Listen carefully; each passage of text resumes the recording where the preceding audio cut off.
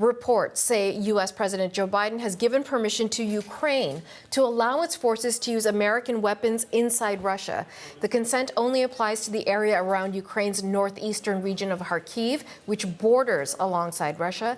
CBC's Julia Wong is in London with more on Biden's decision. Yeah, so really what this means is, as you were mentioning, Ukraine will be able to use those weapons on targets inside Russia. Now, this is new. Previously, it was something the U.S. tried to avoid so that it and other Western allies wouldn't get dragged into the conflict. Now, there are some caveats, as you mentioned.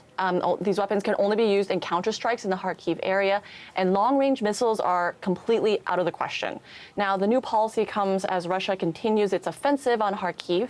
Overnight, Russian missiles hit an apartment building, a shop, and a factory. Firefighters worked to put out the flames and help people to safety. 3 people are dead and many more injured, according to the local mayor. Ukraine says it needs Western-supplied weapons to defend itself against Russian advances in that region, in the Kharkiv region. The new rules come as allies try to figure out how they can continue to support Ukraine's war effort through air defense, weapons, and money. U.S. Secretary of State Antony Blinken says the U.S. wants to make sure it's moving deliberately and effectively when it comes to support for Ukraine. The hallmark of our engagement, our support for Ukraine over these more than 2 years, has been to adapt and adjust as necessary to meet what's actually going on the battlefield, to make sure that Ukraine has what it needs, when it needs it, to do that deliberately and effectively. And that's exactly what we're doing in response to what we've now seen in and around the Kharkiv region.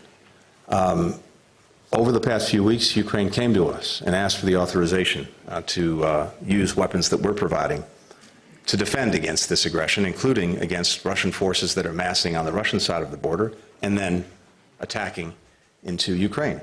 That went right to the president, and as you've heard, he's approved the use of our weapons for that purpose. I'm not sure that for today we have possibility to use these jets on the territory of Russia. We will see. We began to speak about it, and I said that I think that using any weapon, Western kind of weapon, on the territory of Russia, it's the question of time. Now, the U.S. is the biggest supplier of weapons to Ukraine as it fights Russia. And right now, it isn't clear if this policy could relax even more, and if so, what it would take for that to happen. It is important to note that there's no consensus among allies. Now, Germany and the Netherlands have said that their weapons could be used in the same way. But Italy refused to go that far, saying that their constitution bans donated weapons from being used outside of Ukraine.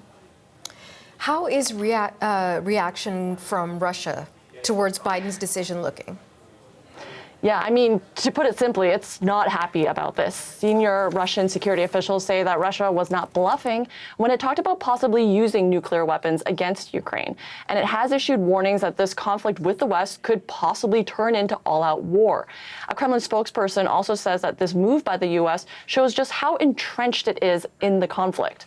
Now, the NATO Secretary General argues that Ukraine has a right to defend itself and that NATO has a right to help Ukraine do that. His comments come as NATO foreign ministers met today, and he's also dismissing warnings from Russia that using Western weapons for strikes inside Russia could lead to an escalation. President Putin has threatened NATO allies since the beginning of the war. He has been out there again and again. Actually, the day before the invasion, he gave a speech where he threatened any ally that provided support to Ukraine.